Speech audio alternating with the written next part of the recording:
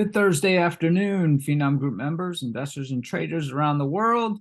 Welcome back to Finom Group's weekly State of the Market. As usual, I'm your host, and I'm hosting alone this week, Seth Golden, and I hope you enjoy all of the information, insights, and analysis we have to share this week. For our Finom Group members, a little bit of an update or some housekeeping, if you will. This coming weekend and the following weekend, we will not have our weekend macro market research reports.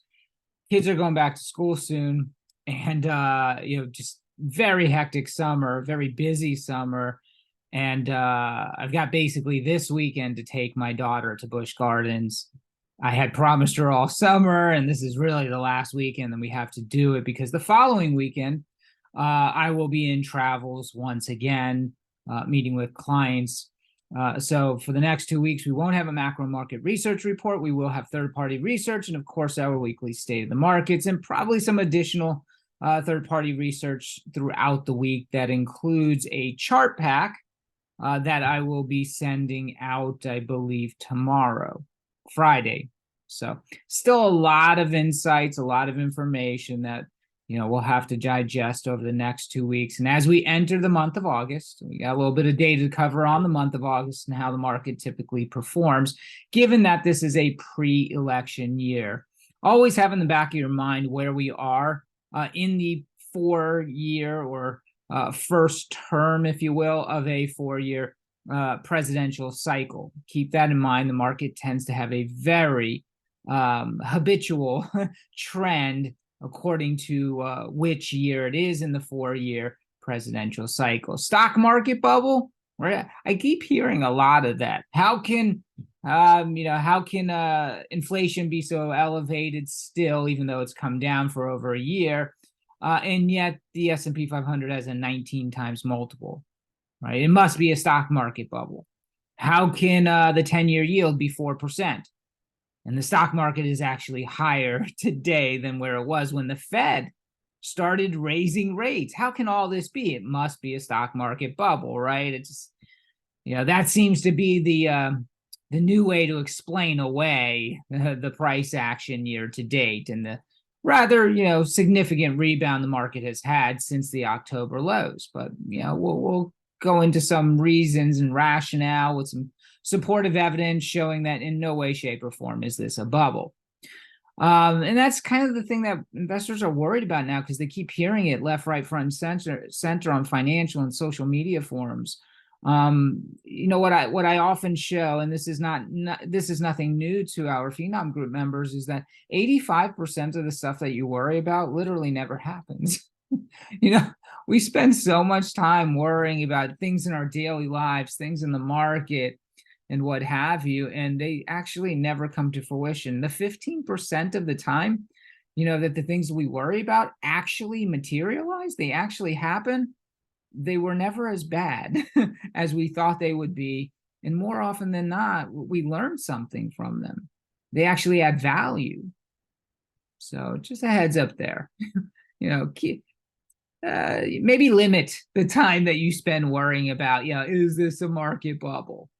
One of the things I have also seen lately is people just, fighting the market.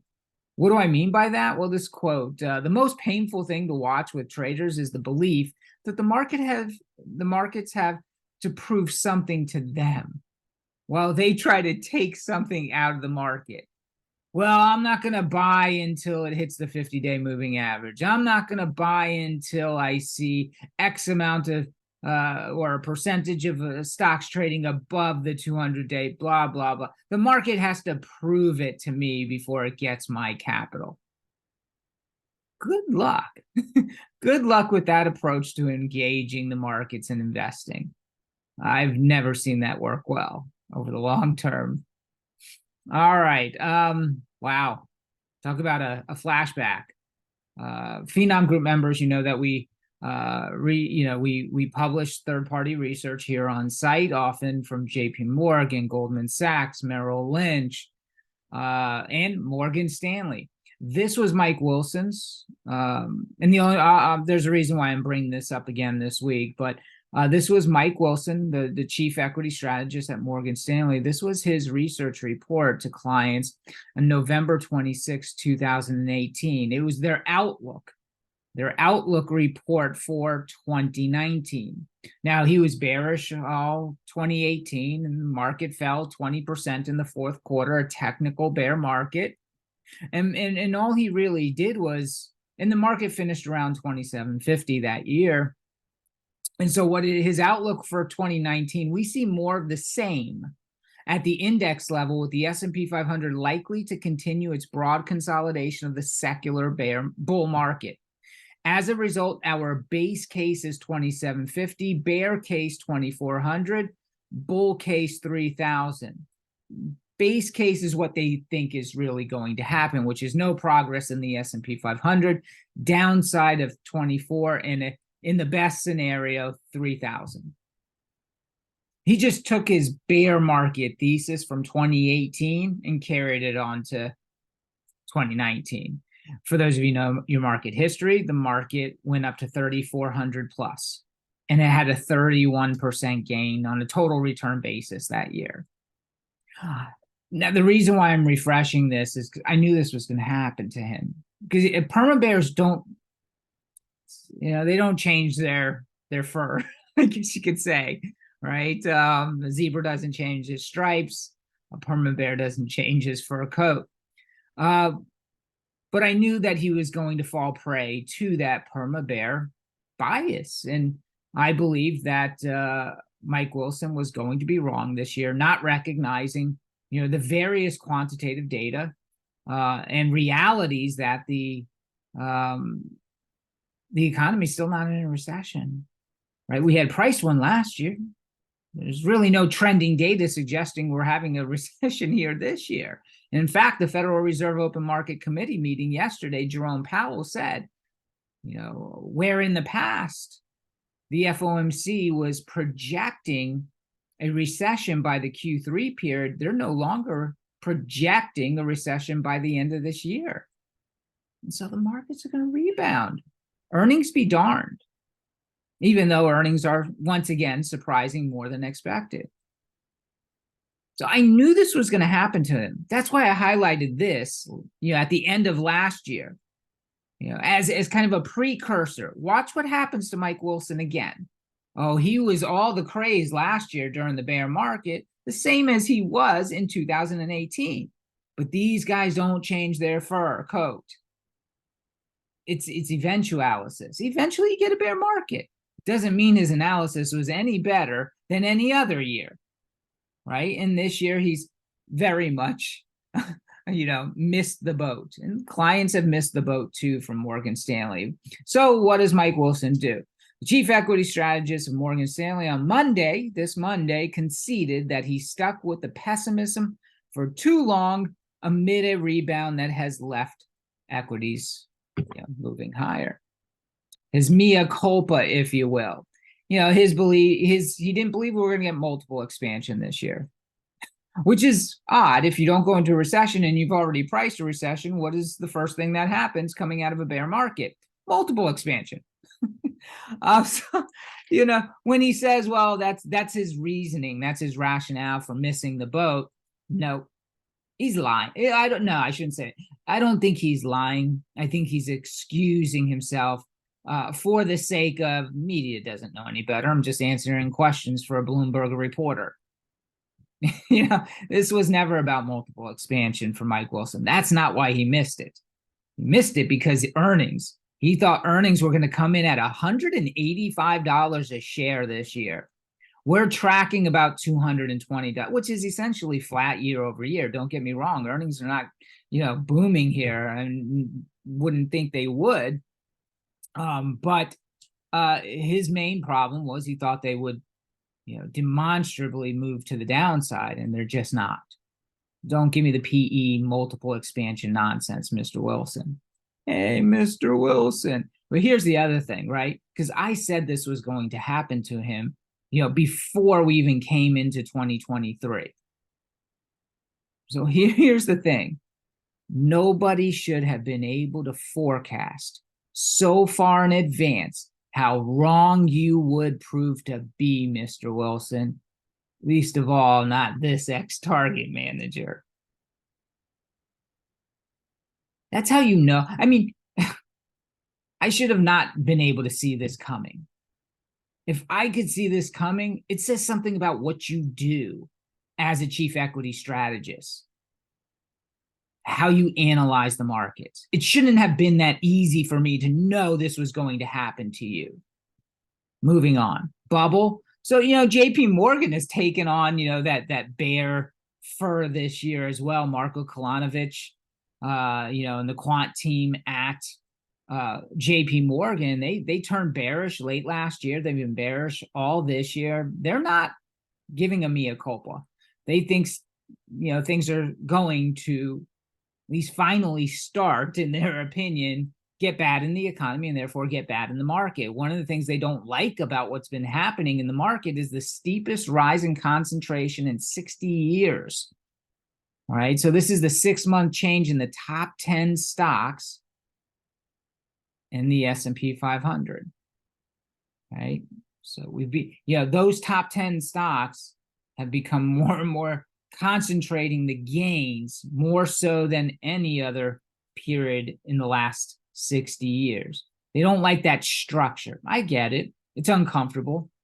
I would feel uncomfortable too, if we saw such high concentration of where the gains are coming from. But it doesn't mean that other stocks, it doesn't mean that the rest of the market, hasn't rallied off of the October lows and isn't still rallying here into, the back end of July, final trading months, days of the month. But this kind of, anytime you put, the 1997 to 2000 period on a chart, people automatically just start thinking bubble. We had great concentration there in 2008 as well. People automatically think bubble. This is not a bubble that we're witnessing here in 2023, folks. A bubble, and it's weird that, JP Morgan is so worried about this concentration and alluding to an AI-driven bubble, right? Artificial intelligence bubble, but they've actually coined the definition of a, financial asset or market bubble. By their definition, a bubble is when an asset class quadruples in value within 3 years, i.e., the tech bubble or the dot-com bubble of 97 to 2000. But here's this graphic here is a NASDAQ rolling 5-year percent change. That's a bubble. Here, 97 to 2000. That's a bubble. That's quadrupling in value over a 3-year period, at least. This was not a bubble in 2015, and this was not a bubble in 2021. How could it possibly be a bubble today? We have not gained 200% in the NASDAQ or the S&P 500 over a 5-year period. We haven't. It's not a bubble, folks. That's a bubble. More bubble-licious stuff. Like if we were, here's 2023, the NASDAQ 100. Here's, the full year, 1999. So we're doing an overlay. Like, if this is going to be a bubble, folks, get on board. If you're worried about it turning into a bubble, well, then we got a lot of upside in a very short period of time. But realistically, that's just very unlikely that we're going to produce a bubble. And here's another way of looking at it. The NASDAQ index and the S&P 500 3-year rolling returns. The average 3-year returns from 1980 to 1995. The NASDAQ, 45%. The S&P 500, 35%. From 2010 to present, the NASDAQ 3-year rolling returns, 51%. S&P, 33%. 3-year average return since that time. So many periods of 50+% 3-year returns for the comp and S&P 500 versus only a handful of periods with negative 3-year returns. The NASDAQ and S&P 500, folks. The NASDAQ is up 37% and 42% for the S&P 500 over the last 3 years. 3 years. 37% return for the NASDAQ, 42% return for the S&P 500. Where's your bubble? Where's your bubble? But, this is the kind of stuff that gets attention and scares people. It's, what they see in financial and social media. Tom Lee of Fundstrat, he says it's not a bubble also. And what he used to compare is NVIDIA stock today versus Cisco back in 1999 to make his point, basically.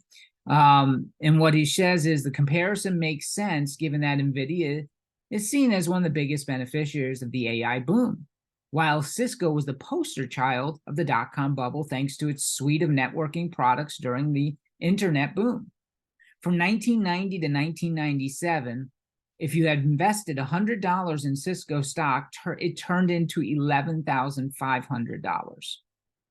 That may sound like a bubble to most people, but what happened next is what defied everybody's expectations, and this is what happened next.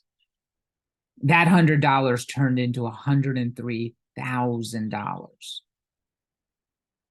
Now, using that same time span from 1990 to 2000, if you, so a year or so, if you took $100 in NVIDIA, it would still only be $8,865. Nowhere near $103 for Cisco. So you got to temper our, put these things into perspective.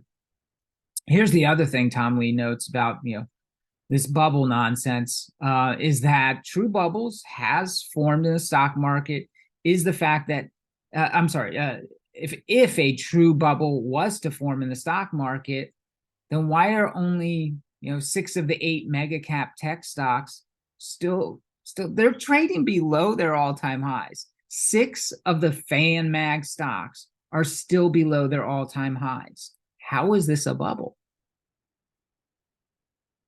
Apple's trading at record highs, but you're talking about 5% above its previous high. How is that a bubble? Some of this stuff just doesn't make any sense. And how is it a bubble if we have more outflows? How can that be?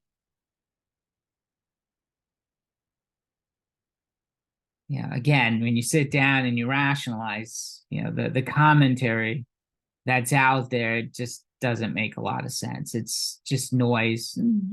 Squeaky wheel, as they say, gets the oil, gets the attention. Another thing that we've heard lately is that everybody's loaded the boat. Positioning is now not a tailwind for equities anymore.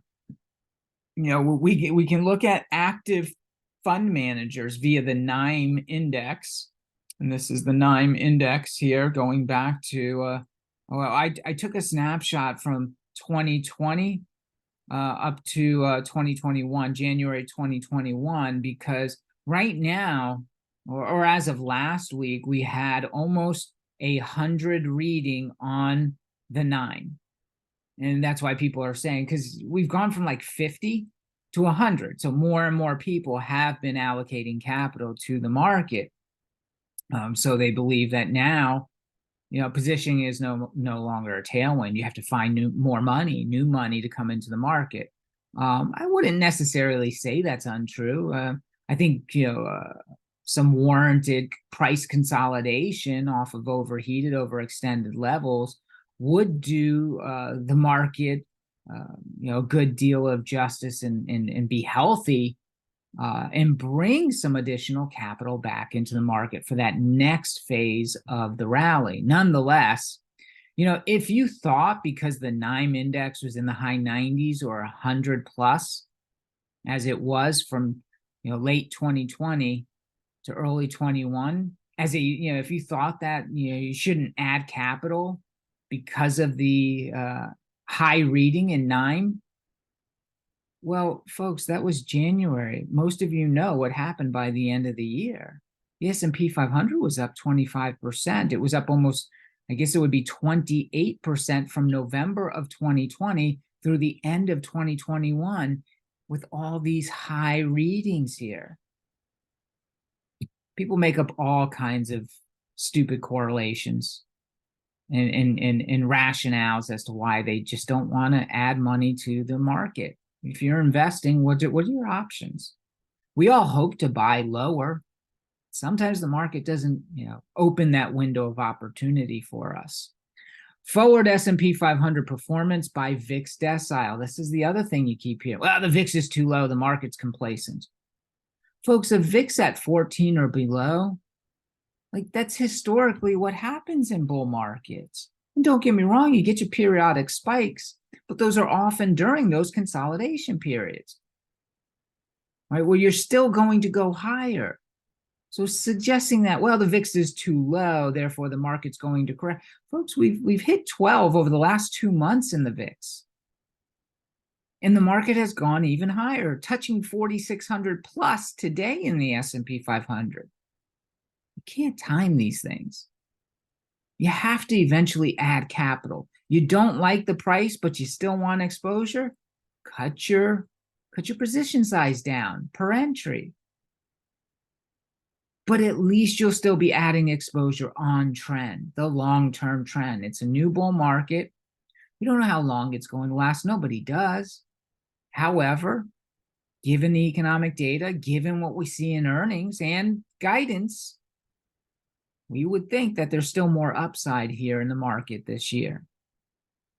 Which I've said before many a times, and here we are, again, we are making higher highs here today on Thursday. All right, other excuses we hear from people why this is a bubble. How in the world can the PE ratio be so high? Look at the 10-year yield. Well, we got a, between a 3.5% and a 4% 10-year yield. Well, guess what? The PE multiple is usually between 18 and 20. Today, the PE multiple is 19 plus. How can the PE multiple be this high when CPI is still elevated and hasn't reached the Fed's ultimate target? Well, when you have when you have inflation or CPI between 3% and 4%, which is what we have today, as of the last CPI reading, the average PE, this is your PE scale, is just below 20. Well, 19 is just below 20. It's amazing when you do the work what you can actually find and what the reality is versus the fear-mongering that we see all around the financial media. Valuations are repeating history. CPI as a correlation to the PE multiple, 10-year yield as a correlation to the PE multiple. Both of them validate 19 PE, if not around that level. Here was a great tweet I saw by Kaylee Cox. If you invested $1,000 in Apple when the stock went public in the 1980s, you'd have $1.3 million today. But you would have also had to deal with 20% 15 different 20% sell-offs, 5 50% sell-offs, and 2 drops of 80%. So much for cutting your losses, right? Do you really think if you had cut your losses on any of those 20%ers, you would have ever bought back in? I don't often agree with Jim Cramer, but own Apple, don't try to trade it, And the reality is we hear this, there's market colloquialisms from so-called famous investors and what have you that say, well, you should cut your losses, keep your losses small. Let your winners run. Let your winners ride, so to speak, right? Cut your losses, let your winners ride. The reality is it's wrong. There's a recent study this year, and I put the link right there. Just click on the link. And here's what the study tells us in a graphic. If you cut losses and let profits run, cut losses, underperforms buy and hold. Cut profits and let losses run. Let losses run, underperforms buy and hold. Cut losses too late, underperforms buy and hold. Let losses run, outperforms all cut strategies. Meaning, look, if you make a decision, as long as your position sizing isn't demonstrative to your portfolio, whether or not you cut your losses or let your winners run, buy and hold beats everything. It beats it all. Read the report. It's really fascinating. All the data's there. Okay, we talked about this chart last week in our weekend research report. In years where the mega cap leadership, right? Everybody, oh, it's just the top 10 stocks. It's the top, just a few handful of stocks. But, in past years, going back to 1986, the market was up the subsequent year. So the next year, the next 12-month period, nearly 75% of the time when it was primarily being led by the top 50 stocks. Essentially, just because the market leadership has been what it has been this year does not mean bad things are on the horizon, folks. All right, here's another one so far as the bad breath crowd is concerned. The S&P 500, if you take out tech from the S&P 500, it's at a 15-month high. The S&P 500 is still at a 15-month high if you just take out tech. If you do the same thing for the equal weight, if you do it for the equal weight NASDAQ, if you do it for the equal weight Russell 1000, all of these are at 15-month highs.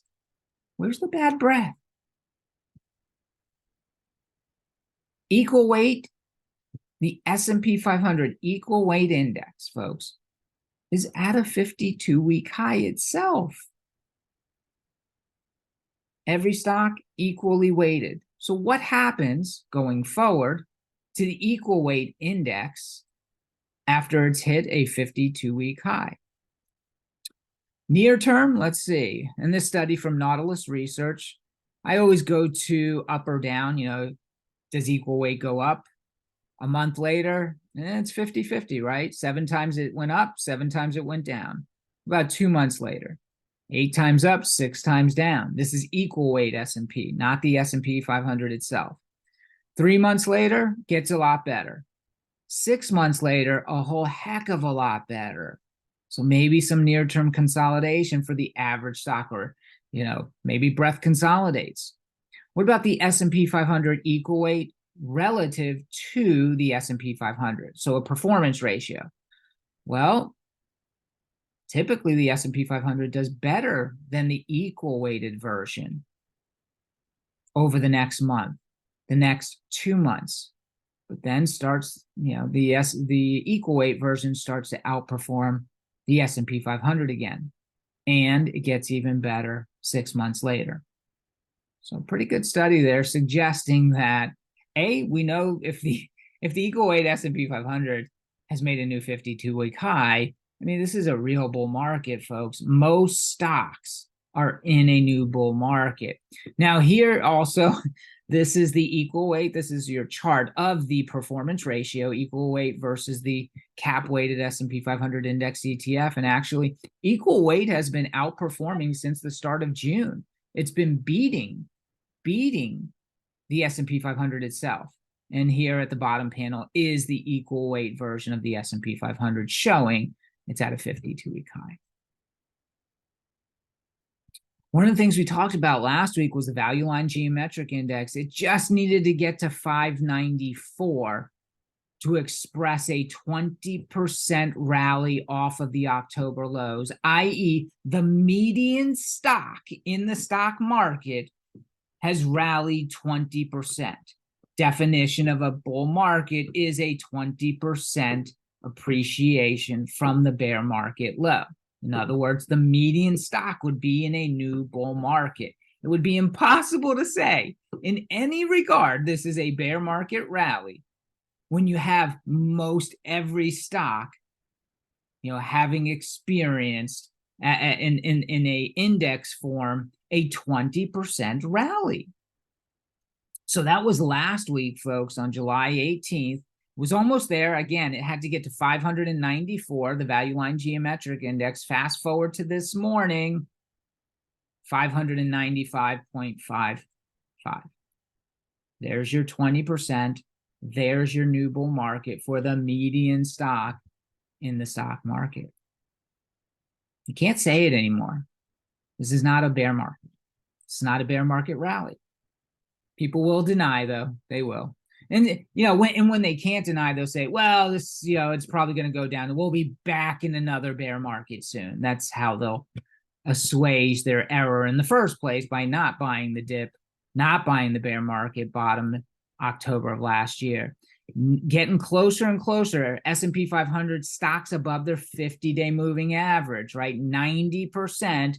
We've got a key, data set here showing when 90% of S&P 500 stocks get above their 50-day moving average, going back to 1942. A year later, the market has never been down. Here's the other thing. We've had this happen now once, August of last year, twice, November of last year, and potentially a third time if it continues to progressively get better so far as breadth is concerned. 3 times in less than a year, which has never happened before. It has never happened before. In less than a year, you get 3 different occasions where the percent of stocks trading above their 50-day moving average is, you get 90% or better. It's never happened 3 times in less than a year. It's happened twice in less than a year, but not 3 times. All right, Dow Jones. Talked about this last week. 8-day winning streak last week, but now it's 13, right? It tied the record. The last time the Dow was up 13 consecutive trading days was 1987. Yeah, I want to breeze by this, folks, because nobody likes to hear the date 1987, right? But historically, after an 8-day win streak, look at the 1 week later, 2 weeks later, up 98% of the time. A month later, up this is the Dow, 96%, and 3 months later, up 90%. Yeah, maybe we get some consolidation. Maybe it's because now we're up 13 instead of just 8 days, but that's the deal. As of yesterday, it was the day before yesterday, 12-day win streak. So this is from Ryan Dietrich of Carson Research. After a 12-day win streak, 1 month later, okay, not the best positivity rate, but 3 months later, 100%. 6 months later, 100%. Not the best there, 12 months later. But again, near and interim, positive returns, folks. That's the 12-day, but now we've got 13 days. So we really don't have anything else to work with other than 1987. Can we break the record today and make it 14 days in a row? This way we can kind of assuage and say it's different than 1987. We'll see where we are by the end of today. Don't want you to forget also, right? Remember February 2nd, we had the Golden Cross, named after yours. No, I'm only kidding. The Golden Cross, which is the 50-day moving average, crosses back above the 200-day moving average. That happened on February 2nd, 2023. The S&P 500 was 4179 on that day. Historically, 3 and 6 month positivity rate is 87.5%, right? So from February 2nd, August 2nd would be the 6-month anniversary of the Golden Cross. Here's what's so interesting, right? And why I bring this to the forefront today again, right? We haven't really focused on this since last February, other than maybe some refreshers, as we track the progress of the S&P 500 related to this quantitative study. The 6-month average return, from the signal date, February 2nd, is 9.8%. So do the math. Let's call it 10%. Let's just say it's 10%. So we're adding 417 points to the 4179 reading on February 2nd. And guess what you get? 4596. What are we, 5 days away from the 6-month anniversary? And today we hit 4600. This is why we study quantitative data, folks.